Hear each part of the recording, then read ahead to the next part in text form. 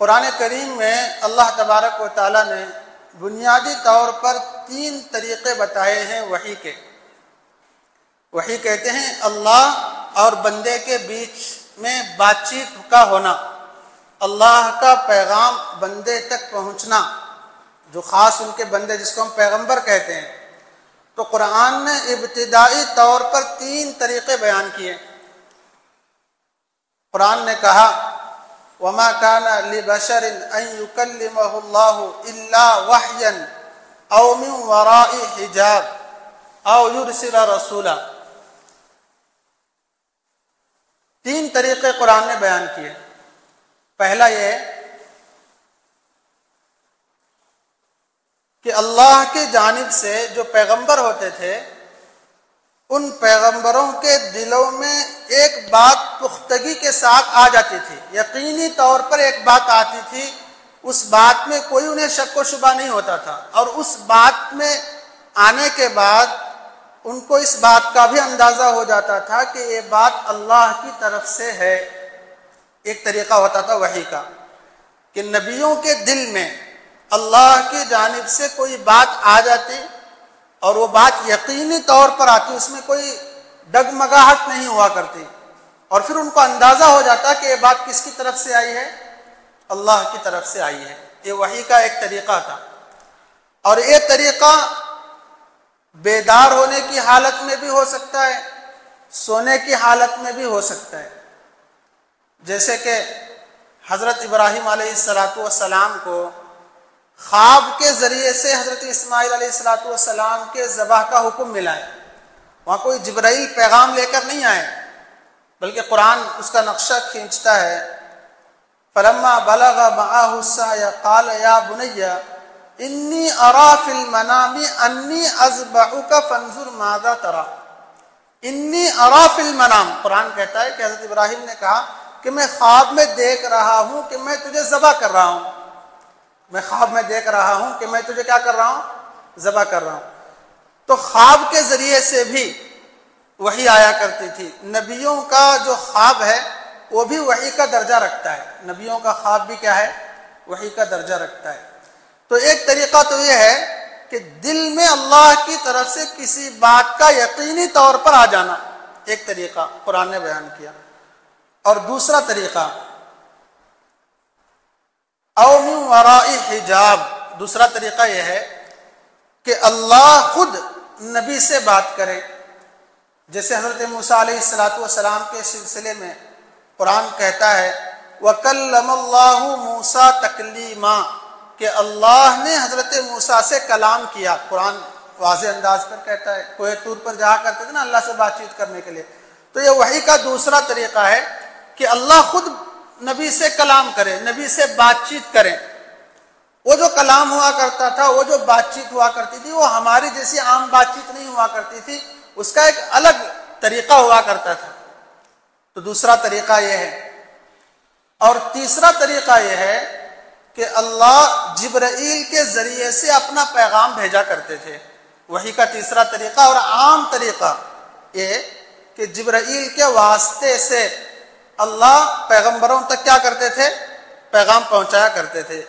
تو اللہ کی طرف سے پیغام لے کر آنے والے کون تھے؟ حضرت جبرائیل علیہ السلام تھے۔ امید کرتا ہوں کہ آپ کو سمجھ آ رہی ہوگی بات۔ یہ تیسرا طریقہ ہے جو عام طریقہ ہے۔ تو اگر اس کو ڈیوائیڈ کیا جائے، تقسیم کیا جائے، تو 2 ہی قسمیں اس کی بنتی ہیں۔ پہلی قسم یہ ہے کہ بغیر واسطے کے وحی کا آنا، بیچ میں نہ تو جبرائیل ہیں، بیچ میں نہ تو کوئی آواز ہے، کچھ بھی نہیں ہے، بلکہ سیدھے اللہ کی جانب سے دل میں ایک بات کا القاء کیا جا رہا ہے بغیر واسطے کے۔ اور اس کی ایک دوسری قسم بغیر واسطے کے اللہ خود جو ہے جبرائیل کو ہٹا کر ڈائریکٹ نبی سے کیا کر رہا ہو؟ بات چیت کر رہا ہو۔ تو ایک طریقہ، ایک قسم یہ ہے کہ بغیر واسطے کے، بیچ میں کوئی وسیلہ نہیں ہے، ڈائریکٹ اللہ نبی سے بات چیت کرے۔ اور دوسری قسم واسطے کے ساتھ، یعنی بیچ میں کون آ جائیں گے؟ جبرائیل آئیں گے، کہ جو بھی پیغام ہے اللہ جبرائیل کو دیں گے، اور حضرت جبرائیل علیہ السلام وہ پیغام لے کر وقت کے نبی کے پاس آئیں گے۔ سمجھ میں آ رہی ہے بات؟ تو یہ وحی کے آنے کی ابتداءً دو قسمیں بنتی ہیں، ایک تو واسطے کے ساتھ ہے اور ایک واسطے کے بغیر ہے۔ امید کرتا ہوں کہ اتنی بات آپ کو سمجھ آ گئی ہوں گی۔ اب آگے چلتے ہیں کہ ہمارے نبی علیہ الصلاۃ والسلام پر وحی کس کس انداز میں آیا کرتی تھی۔ ہمارے نبی کے پاس جو وحی آئی ہے نا، وحی کی بات اس لیے آپ کے سامنے عرض کر رہا ہوں، جیسے کہ کل میں نے آپ کی خدمت میں پیش کیا کہ وحی جو قرآن ہم تک پہنچا ہے وہ وحی کے ذریعے سے ہی پہنچا ہے، اس لیے وحی کی جو بنیادی باتیں ہیں اس کا جاننا ضروری ہے۔ تو جو وحی ہمارے نبی علیہ الصلاۃ والسلام کے پاس پہنچی، اس کے انداز کیا ہوا کرتے تھے۔ ایک صحابی اللہ کے نبی علیہ الصلاۃ والسلام سے پوچھتے ہیں کہ یا رسول اللہ صلی اللہ علیہ وسلم، آپ کے پاس وحی کس طور پر آتی ہے؟ تو اس کے جواب میں اللہ کے نبی علیہ الصلاۃ والسلام نے جواب دیا کہ کبھی تو میرے پاس وحی آتی ہے گھنٹی کے آواز کے مانند، ایک آواز مجھے آتی ہے، گھنٹی جب بجاتے نا تو اس کے آواز کے مانند مجھے کیا آتی ہے؟ آواز آتی ہے۔ یہ جو گھنٹی بجانے کی جو آواز ہے سیم دنیا کی گھنٹی کی آواز نہیں ہے، یہ تو سمجھانے کے لیے ہے۔ سمجھانا اس بات میں ہے کہ جب گھنٹی کو بجایا جاتا ہے، لگاتار اس کو بجائیں، 1 2 3 4 بار اس کو بجائیں، تو ان 5 بار اگر کوئی گھنٹی بجائے تو 5 بار کی آواز میں کوئی ڈسٹینس نہیں رہتا، کوئی فرق نہیں رہتا، بلکہ کنٹینیو کیا ہوتی رہتی ہے، وہ گھنٹی بجتی رہتی ہے۔ اسکول میں آپ سن چکے ہوں گے یا پھر کہیں بھی جب گھنٹی بجتی ہے تو گھنٹی کی آواز میں ایک طرح کا تسلسل رہتا ہے، یعنی کنٹینیو اس کی آواز رہتی ہے۔ اسی طرح جب میرے پاس وحی آتی ہے تو ایک کنٹینیو آواز آنا شروع ہوتی ہے جب تک کہ وہ وحی کیا نہیں ہوتی، ختم نہیں ہوتی۔ اور دوسری بات یہ ہے کہ جب کنٹینیو گھنٹی کو بجایا جائے تو اس وقت انسان کو اس بات کا اندازہ لگانا مشکل ہو جاتا ہے کہ آواز کہاں سے آ رہی ہے۔ اس وقت ایسے محسوس ہوتا ہے کہ آواز چاروں سمت سے کیا ہو رہی ہے، آ رہی ہے۔ کبھی آپ نے غور کیا ہو تو سمجھ میں آئے گا کہ گھنٹی کو اگر کنٹینیو بجایا جائے تو اس وقت سننے والے کو ایسا محسوس ہوگا کہ آواز کہاں سے آ رہی ہے، چاروں سمت سے آ رہی ہے۔ چونکہ اللہ کی کوئی جہت نہیں ہے، جہت یعنی اللہ مشرق میں ہے مغرب میں، ایسا نہیں ہے، اللہ تو ہر طرف ہے۔ تو وہی بھی جب آتی تھی تو ایسے محسوس ہوتا تھا کہ آواز ہر جگہ سے کیا آ رہی ہے، آ رہی ہے۔ جب اس انداز میں وحی آتی تو اللہ کے نبی خود فرماتے ہیں کہ اس طرح کی وحی مجھ پر بہت سخت گزرتی۔ وحی آنا کوئی معمولی چیز نہیں تھا، وحی کا آنا کوئی معمولی چیز نہیں تھا، اس لیے کہ قرآن میں اللہ تبارک و تعالیٰ فرماتے ہیں لو انزلنا هذا القرآن على جبل لرأيته خاشعا متصدعا من خشية الله، کہ اگر یہ جو قرآن ہے نا اس کو پہاڑ پر اتار دیا جاتا تو پہاڑ بھی اللہ کے خوف سے پھٹ جاتا، یہ قرآن کہتا ہے۔ کیوں؟ اس کے اندر اتنی پاور ہے، اتنی طاقت ہے۔ اس کو ہم ایسے ہمارے سامنے ایک کتابی شکل میں موجود ہے، اس کی طاقت کا اندازہ ہمیں نہیں ہے، لیکن اس کے اندر جو طاقت ہے وہ اتنی پاورفل ہے کہ اس کو کوئی عام دل اس کو سنبھال نہیں سکتا۔ اسی لیے جب وحی آتی، گھنٹی کی آواز کی طرح کی جو وحی ہوتی ہے، اللہ کے نبی فرماتے ہیں کہ مجھے بہت سخت گزرتی، یہاں تک کہ اما عائشہ صدیقہ رضی اللہ عنہا اللہ کے نبی کی کیفیت بیان کرتے ہیں کہ جب وحی آتی تو اللہ کے نبی کی سانس رکنے لگتی، جو سانس ہے نا ایک دم اٹکنے لگتی، یہ نبی کا حال ہے، کیونکہ اتنی طاقت تھی اس وحی کے اندر۔ سانس کیا ہونے لگتی، ایک دم اٹکنے لگتی، اٹکنے لگتی۔ اور اسی طرح وحی جب آتی تو اما عائشہ رضی اللہ عنہا فرماتے ہیں کہ اللہ کے نبی کا جو رنگ ہے وہ بالکل پیلا پڑ جاتا، کھجور کے خال کے مانند، کھجور کی جو ٹھنکی ہوتی ہے نا پیلی پیلی، تو اللہ کے نبی کا رنگ بالکل بدل جاتا وحی کے آنے کے وقت میں، بالکل پیلی پڑ جاتی۔ اور اسی طرح اما عائشہ صدیقہ رضی اللہ عنہ فرماتی ہیں کہ جب وحی آتی تو سخت سردیوں کے موسم میں، ہماری سردی سے بھی کئی زیادہ سردی ہوتی ہے عرب میں، سردی کے موسم میں، تو اما عائشہ فرماتی ہیں کہ وحی آنے کے وقت میں اللہ کے نبی کو دیکھتی کہ سخت سردی کے موسم میں پسینہ آتا ہے کیا؟ نہیں آتا، لیکن اللہ کے نبی پر سردی کے موسم میں جب وحی آتی تو اللہ کے نبی کی پیشانی پسینے سے بھر جاتی اور پسینہ ٹپکنے لگتا۔ یہ کیفیت ہوتی ہے اللہ کے نبی علیہ الصلوۃ والسلام کی جب وحی آتی۔ اور اگر اللہ کے نبی علیہ الصلوۃ والسلام کسی جانور پر سوار ہیں، قرآن کی جو خصوصیات ہیں نا، اس کی ایک خصوصیت یہ ہے کہ یہ ہر جگہ نازل ہوا ہے۔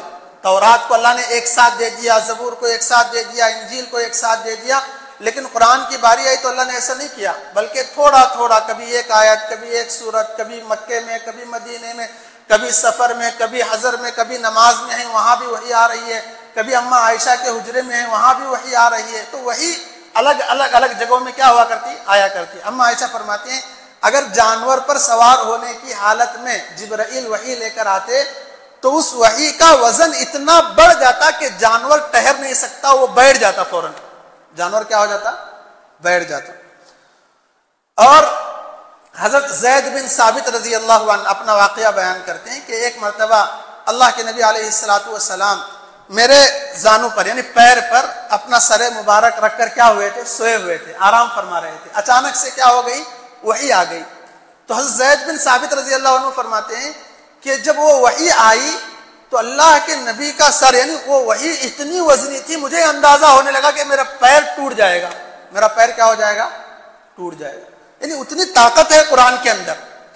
تو جب وحی، یہ وحی کی ایک صورت بیان کر رہا ہوں میں جو مکھی کے بنبناہٹ کی طرح آتی ہے نا، حضرت عمر رضی اللہ عنہ فرماتے ہیں کہ کبھی کبھی وحی کے آنے کی آواز آزو بازو رہنے والے صحابہ بھی سن لیا کرتے تھے۔ کس طرح؟ شہد کے مکھیوں کی جو بھن بھناہٹ ہوتی ہے نا، بھین بول کر جو آواز آتی ہے، بھن بھناہٹ جو ہوتی ہے، اس طرح کی آواز اللہ کے نبی علیہ الصلوۃ والسلام کے چہرے کے قریب سے سنائی دیتی تھی۔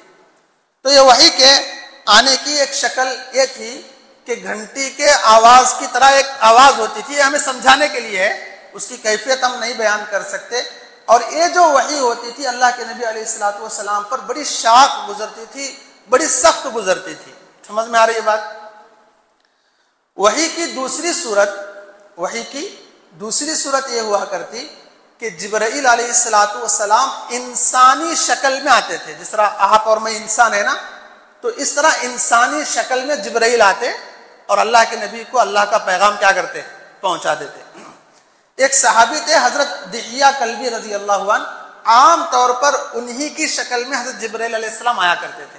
دحیہ کلبی کے شکل میں کیا ہوا کرتے تھے؟ حضرت جبرائیل علیہ السلام آیا کرتے تھے۔ اور جب اس طرح وحی آتی تو اللہ کے نبی کو یہ بہت آسانی کے ساتھ مل جایا کرتے تھے، کیونکہ ایک انسان کا دوسرے انسان سے بات چیت کرنا کیا ہے؟ آسان ہے۔ اس طرح کی وحی اللہ کے نبی کو آسانی کے ساتھ مل جایا کرتی تھی۔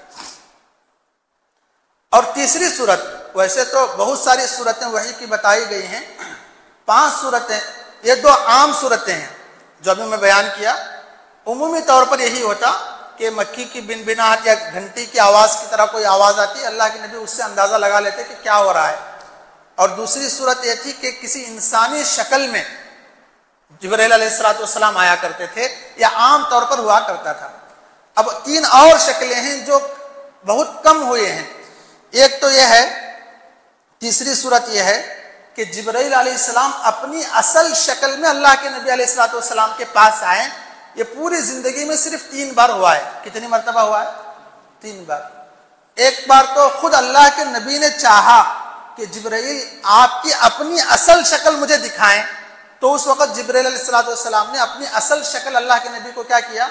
دکھا دیا۔ کیونکہ جبرائیل کی شکل تو بہت بڑی ہے نا، آپ کے 2 پروں میں پوری دنیا آ جاتی ہے، تو بہت بڑی ان کی اصل جو شکل ہے وہ ہر کوئی نہیں دیکھ سکتا۔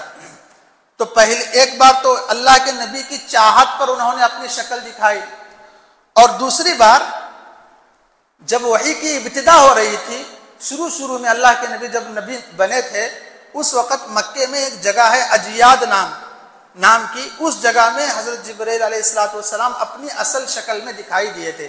یہ دوسری بار ہے۔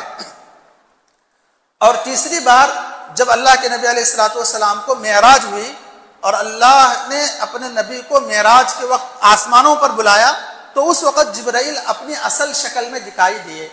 تو یہ پوری زندگی میں صرف 3 مرتبہ جبرائیل علیہ السلام اللہ کے نبی کو اپنی اصل شکل میں کیا ہوئے ہیں؟ دکھائی دیے ہیں۔ تو یہ وحی کی تیسری صورت تھی۔ سمجھ میں آ رہی ہے بات؟ چوتھی صورت ہے کہ واسطے کے، جیسے کہ اب چوتھی صورت لے لو یا 5ویں صورت لے لو، وہی ہے کہ اللہ کا اللہ کے نبی سے واسطے کے بغیر بات کرنا، جیسے کہ معراج کے موقع پر ہوا کہ اللہ کے نبی علیہ الصلوۃ والسلام نے اللہ سے ڈائریکٹ بات چیت کیے ہیں کسی بھی واسطے کے بغیر۔ تو سمجھ میں آ رہی ہے بات؟ اور پانچویں صورت یہ ہے کہ دل میں، اللہ کے نبی کے دل میں اللہ کی جانب سے کسی بات کا القاء کر دینا، دل میں کسی بات کو یقینی طور پر اللہ کی جانب سے ڈال دیا جانا۔ تو یہ کل وحی کی 5 صورتیں ہیں، جن میں 2 صورتیں عام طور پر ہیں۔ ایک تو یہ ہے کہ گھنٹی کی آواز کی طرح ایک آواز ہوا کرتی تھی جس سے اللہ کے نبی علیہ الصلوۃ والسلام کو وحی کا اندازہ ہوتا، اور دوسری صورت جبرائیل علیہ الصلوۃ والسلام انسان کی شکل میں آیا کرتے تھے اور اللہ کا پیغام کیا کیا کرتے تھے؟ پہنچایا کرتے تھے۔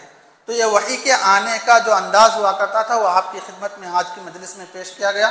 انشاءاللہ کل کی مجلس میں یہ بتایا جائے گا کہ پہلی وحی جب اللہ کے نبی علیہ الصلوۃ والسلام کے پاس آئی اس وقت اللہ کے نبی علیہ الصلوۃ والسلام کی کیا کیفیت تھی، اور پہلی وحی میں کون سی 5 آیات نازل ہوئیں، اور پہلی وحی کے بعد اللہ کے نبی علیہ الصلوۃ والسلام نے حضرت خدیجہ رضی اللہ عنہا سے جا کر کیا کہا اور کیا کیا گیا اس وقت، وہ کل کی مجلس میں باتیں آئیں گی۔ اللہ ہم سب کو عمل کی توفیق عطا فرمائے۔